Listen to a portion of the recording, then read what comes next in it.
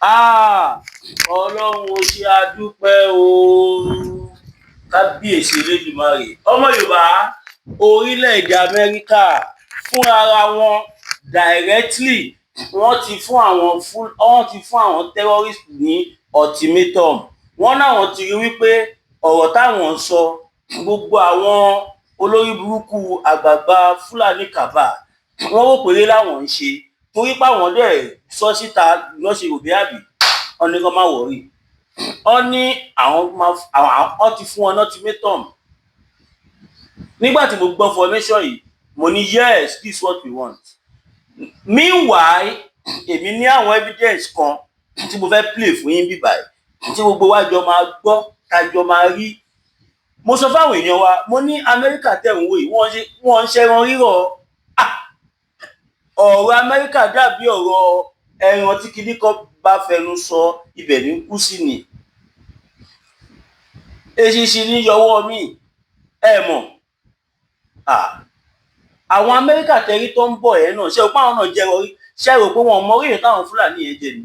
Wọ́n ní àwọn agbọ́ pé wọ́n náwọn ní gbogbo ohun táwọn lè present láti jẹ́ ká mọ̀ wípé àwọn ọmọ táwọn ń sọ. Bó tiẹ̀ jẹ́ pé èmi personally mo mọ̀ pé Amẹ́ríkà mọ tó ń sọ. Ẹni tó bá ní genocide sí ní Nàìjíríà á jẹ́ pé ẹni yẹn bóyá kò sí láyé. Tí yóò bá sí láyé gan wà lọ́run á máa rí tó lọ́lé ayé náà. Á jẹ́ pé irú èèyàn bẹ́ẹ̀ kò yẹ láti wà láyé. Ó jẹ̀bi ikú. Ẹni tó bá wò ṣùṣù tó torí pé òun lówó òun lágbára òun ní gbogbo ẹ̀ tó wá ní Amẹ́ríkà ò gbọdọ̀ wá gbèjà wa nítorí resources, ó jẹ́ kó tọwọ́ bọ ọpọlọ ẹni yẹn kí wọ́n gbé lọ sí laboratory kó lọ wo ọpọlọ ẹni yẹn pé ṣó normal àbí nǹkan kan jẹun ọpọlọ ẹ̀. Kó má jẹ́ pé kankan ti ń fọṣọ nu ọpọlọ orí èèyàn bẹ́ẹ̀ torí ẹni tí ọba ń fọṣọ nu ọpọlọ ẹ̀ kò lè ronú straight láíláí. Kéèyàn wó ṣùṣù kó ní kò sí genocide. As a matter of fact kò ń ṣe genocide nìkan, Christian genocide ó ń go on ní Nàìjíríà gbogbo ayé ló ti mọ̀ kò ṣeé bò mọ́. Nígbà táwọn àgbààgbà wọn even gan Amẹ́ríkà a gbọ́ pé Amẹ́ríkà sọ débi pé wọ́n ní kò síbi tí wọ́n fẹ́ wọ̀ láyé yìí táwọn ò mọ̀. Wọ́n ní because àwọn fẹ́ fi àjùlọ fi hàn wọ́n ni àwọn ti sọ kọ́ lè sá lọ. Ṣé mọ̀ pé ìgbà tí ọ̀rọ̀ Trump kọ́kọ́ jáde èmi gan pẹ̀lú àwọn tó sọ pé Trump kọ́ àwọn ọ̀nù ní káwọn ará bíi torí Amẹ́ríkà bá rí ti ẹrù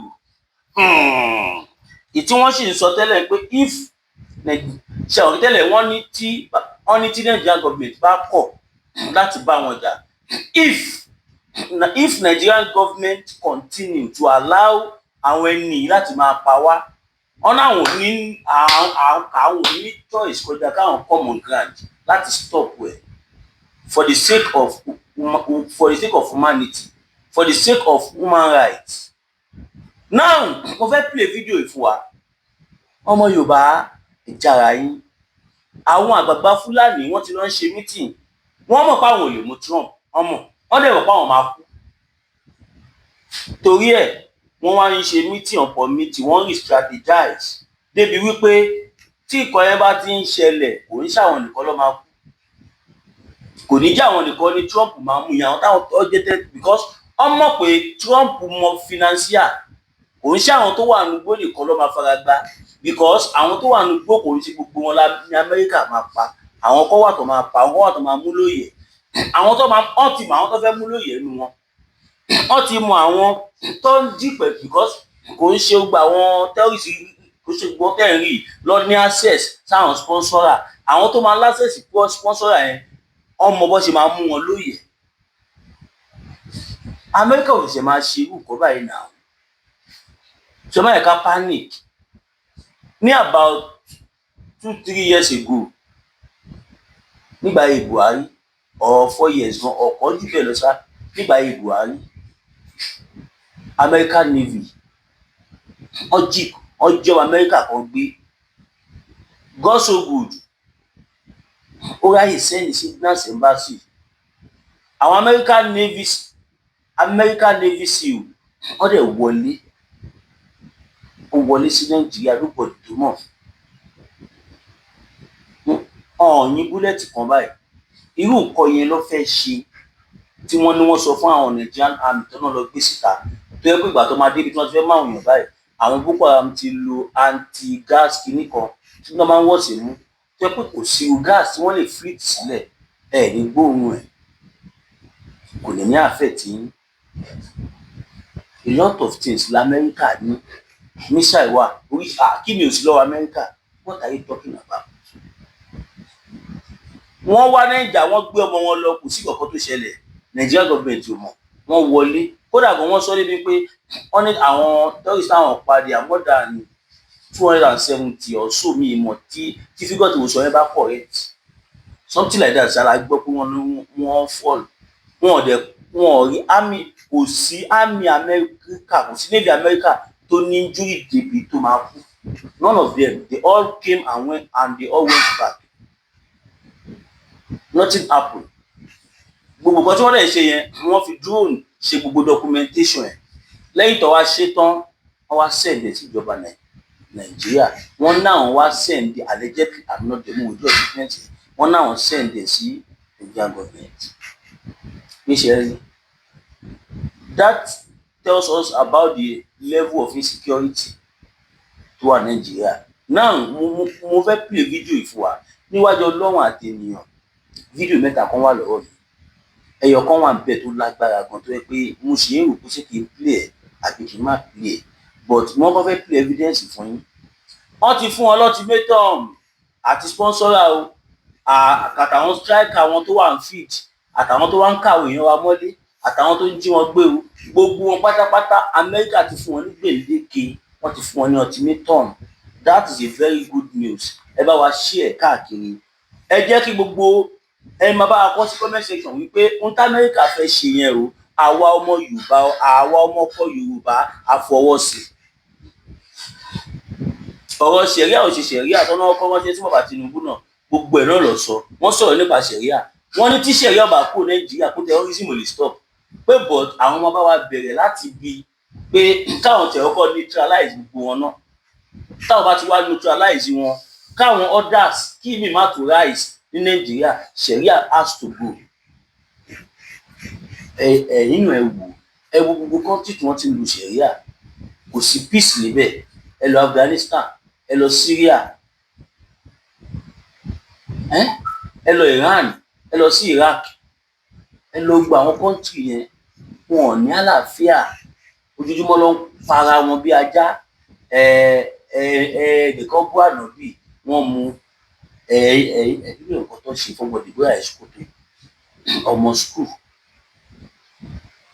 àwọn tó pa ọmọ yẹn náà student ni wọn o ìyẹn lè fi máa mọ̀ pé àárín àwọn ẹranko la wà ìdí nìyẹn táwa ọmọ Yorùbá ta ṣe yarí pèsè ìta fi wà ní midst of àwọn ẹranko yìí ó tó gẹ́ ó ṣe kí ni ó tó gẹ́ náà mo fẹ́ pè kí ni fún yín mo fẹ́ tó gbàjọ gbọ́ kó má dàbí pé ẹ máa bí kílé tó ṣó ẹ fún wa ẹnu lásán ló kàn fi sọ ìgbà kan àwo kan I know my people and my people know me so therefore ẹ jẹ́ sáré pè kí ni fún wa kí àsìkò tó lọ jù ẹ kà listen fídíò ló gbọ́ ọdún ìlú. If you have ever formed, sponsor terrorism in Nigeria, you have ever in any way sponsor terrorism in Nigeria, just know that the time for you to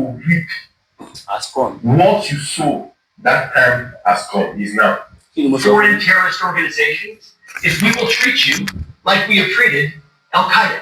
Yes. We will find you, we will map your networks, we will hunt you down, and we will kill you. And you've seen that evidence in the maritime domain, whether it's in the Caribbean or the Pacific with the last two strikes. We know exactly who these people are. We know what networks they work with, what foreign terrorist organizations they're a part of. We know where they're going, where they originated from, what they're carrying. And they know we know.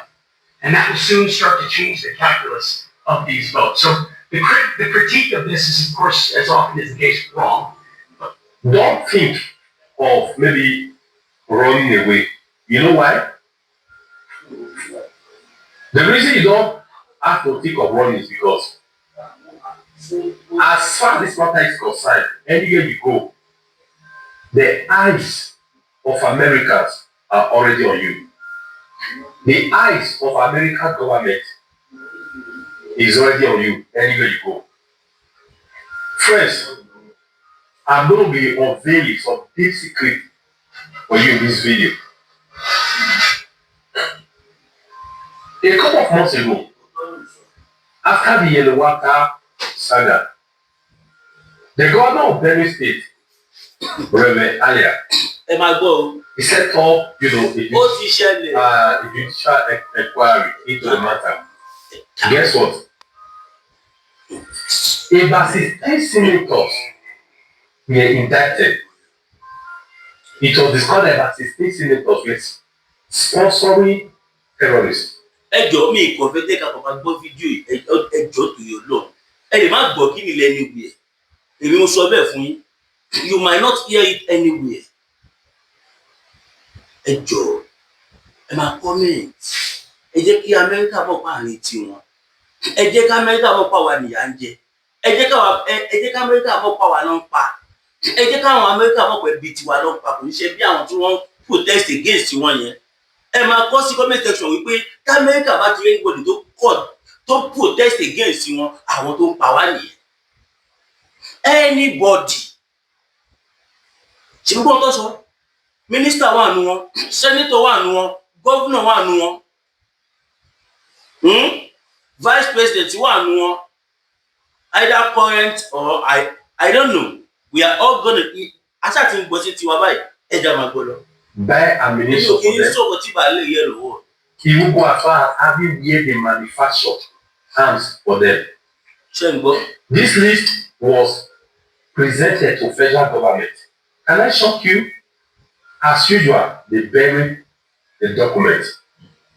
That list didn't see the light of the day. Let's not look as if I'm telling story. After the governor got, frustrated, he went on television channel to cry out. Please hear him. I'll be right back. Because top politicians who are very functional and are in the National Assembly and are in Abuja are the architects and arrogant of not just instigating but harboring and keeping these people and feeding them in the bushes and taking care of all their needs and buying all the other gadgets for them. This is extremely unacceptable. Ṣẹ́gbọ́n gómìnà ló sọ̀rọ̀ yìí o, ó wá sunkún síta nígbà tí agbára ò pé mọ́. Bẹ́ẹ̀ ni agbára ò lè gbé e. Kí lẹ fi ń ṣeré yìí? Bó báwọn Fúlàní ṣe lágbára sí ni. African Union ẹni tó ẹ̀dì ẹ̀ Fúlàní ni. Not this ECOWAS. ECOWAS tún kéré sí AU. Because African Union ó cover north, west, east, south ní gbogbo west àti gbogbo Africa. But ECOWAS is just for the west. Economic of West Africa, ECOWAS tún kéré.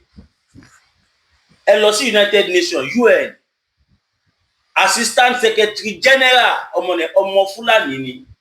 Àmínà kíníkò bí Aisha bẹ̀rẹ̀ kíníkò kìnìkan ni wọ́n pè. Bàbá Tinubu ẹ yọ ọmọ yẹn kúrò ńbẹ̀. Òun ló represent wa ní United Nations. Now ó ti wá di permanent Assistant Secretary General. Ẹ bá wa yọ kẹfọ ọmọ Yorùbá síbẹ̀ kò ní ṣoríire. Gbogbo iṣẹ́ tẹ̀ ń ṣe bàbá Tinubu àwọn olórí burúkú tí wọ́n dànù nìyẹn.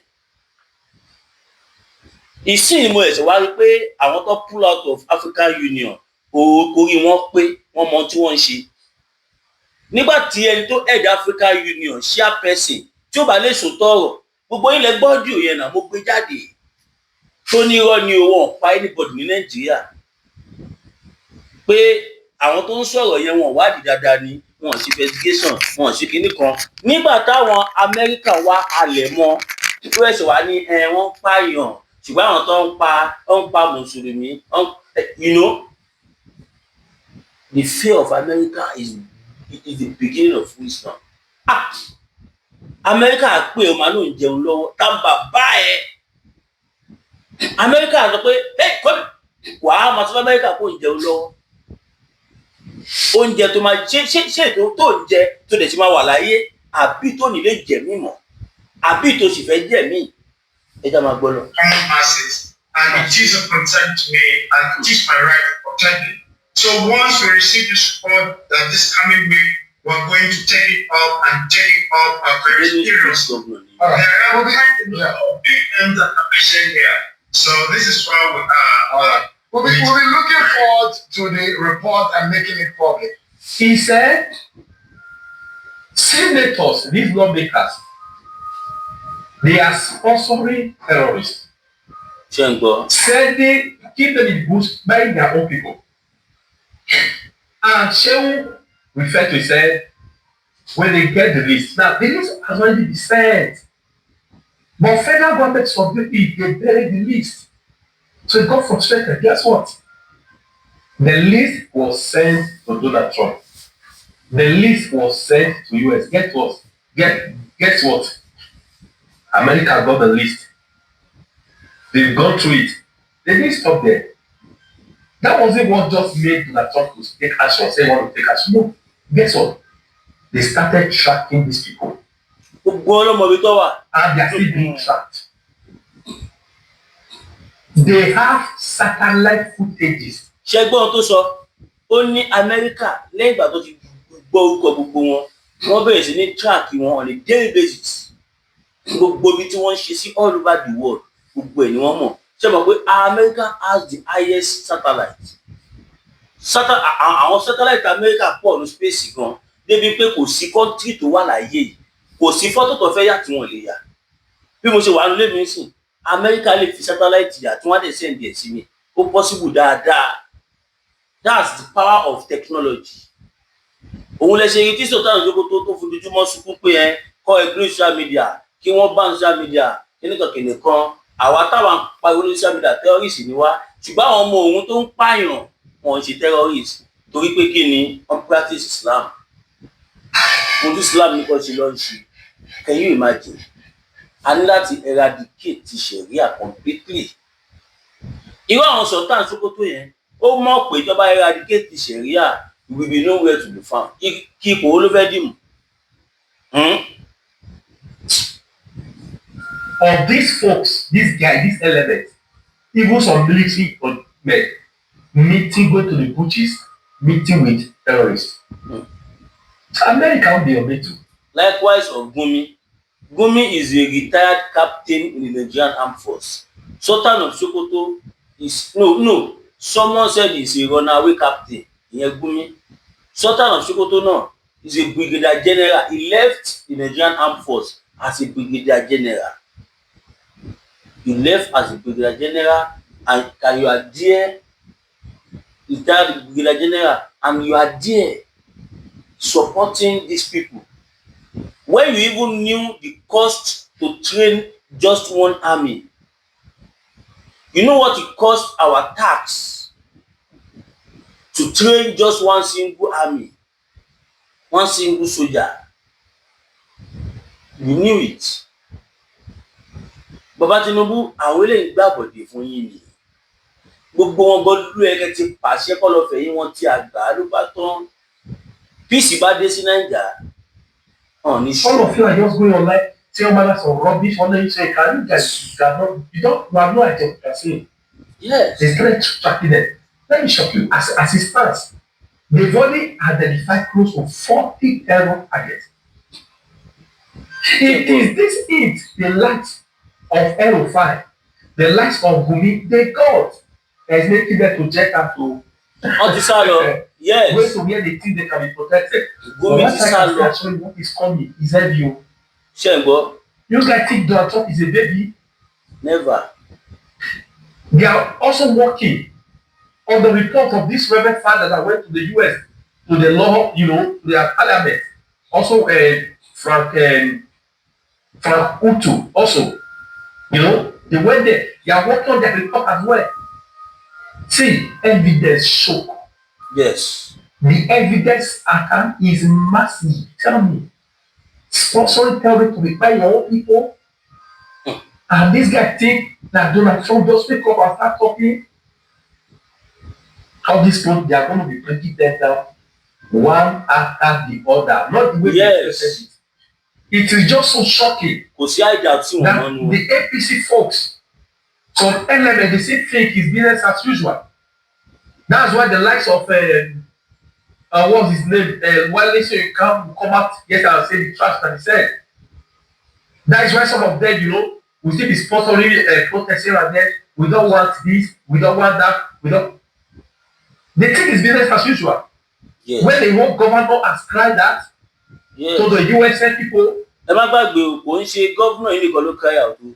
Ṣèyí Mákindé gan ti pariwo síta rí, but gómìnà Benue òun pariwo sí Amẹ́ríkà direct ni. Yeah, ó pariwo tiẹ̀ direct.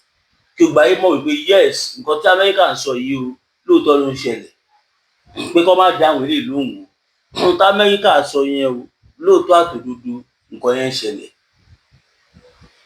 Àwọn tó nídìí ẹ̀. Yeah, giving. Òun lèmi ṣe sọ fẹ́yìn tí ẹ̀ ń tako US pé torí pé àwọn Fúlàní ò tí ì pa ibi yín wọn ò tí ì pa ẹ́, wọn ò pa ẹ̀gbọ́n ẹ̀, wọn ò pa àbúrò ẹ̀, wọn ò pa bàbá ẹ̀, wọn ò pa ìyá ẹ̀, wọn ò pa aláàánú ẹ̀, wọn ò pa ẹni tó gbẹ́kẹ̀lé, wọn ò pa ìyá tó bí ẹ lọ́mọ.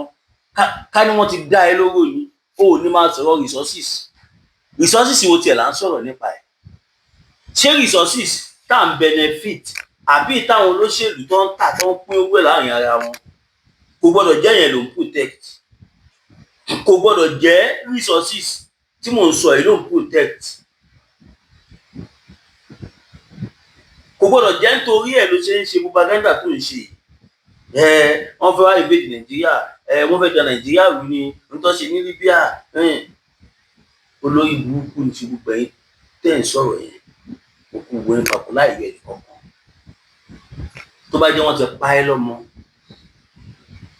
tàbí tí wọ́n jẹ́ kó táwọn Fúlàní jẹ́ fojú sunkún kọ́nà àwọn tó nífẹ̀ẹ́ sí, wàá mọ̀ pé Trump oore ló fẹ́ wá ṣe fún wa.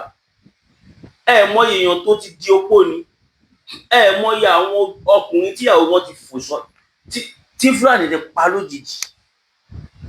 These guys are not joking. Kí ni problem àwa Yorùbá náà? À ń call on our government, wọ́n ràn wá lọ́wọ́. External intervention tún bú ẹ̀dún nínú. Kí la wá fẹ́? Kọ́ máa pa wá? Wọ́n ń pa wá, à ń complain. Àwọn tó tún fẹ́ wá ràn wá lọ́wọ́, wọ́n tún fẹ́ wá, ẹ tún complain. Alábòsí pọ̀ náà wá ọmọ Yorùbá gan. Alájẹfẹnunulẹ̀ pọ̀ náà wá ọmọ Yorùbá. Alájẹtán ó pọ̀ náà wá ọmọ Yorùbá. Torí tí ó bá rí bẹ́ẹ̀, ní máa ṣorí burúkú tí ẹ̀ ń ṣe. Ọ̀pọ̀lọpọ̀ àwọn tí wọ́n dẹ̀ ń sọ̀rọ̀ yìí, àwọn tó ń benefit nínú gọ́ọ̀mẹ̀ntì ni wọ́n way all the other. Wọn ò fẹ́ jẹ́ kí ọ̀nà àtijẹ yẹn dí. Torí nǹkan tí wọ́n máa jẹ kó máa fẹ̀mí ọ̀pọ̀lọpọ̀ àwọn èèyàn ṣòfò. Enough is enough. The time has come. Amẹ́ríkà ti fún gbogbo wọn ní ultimatum. Tó bá wá bí aláìyá tí wọ́n dá, kó má lọ. Kó má lọ, kó dúró.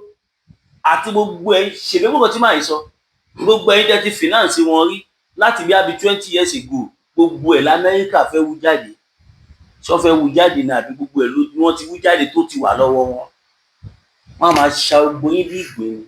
Torí ẹ̀ ní Gumi ṣé nǹkan tẹ́ máa fi mọ̀ pé lóòótọ́ Amẹ́ríkà ń track gbogbo wọn. Báwo la Amẹ́ríkà ṣe mọ̀ wípé Gumi ti sá lọ sí Turkey tí wọ́n fi lọ intercept ẹ̀? Turkey government ti dá padà sí Nàìjíríà. Àìtí wàá mọ́ọ̀lù tó tún fẹ́ sá lọ báyìí nísìnyí. Turkey ò fẹ́ wàhálà. Turkey mọ̀ pé tí Amẹ́ríkà bá mú àwọn sọ́wọ́, tí Amẹ́ríkà bá mú Turkey sọ́wọ́, á dàgbà tí wọ́n bá kọ́ mú Turkey, tí wọ́n bá tí wọ́n jẹ́ Amẹ́ríkà ló fi ṣeré. Ẹja máa gbọ́ lọ. Ká tó gbọ́ lọ, ẹ ká sáré dé ká ìpolówó ọjà.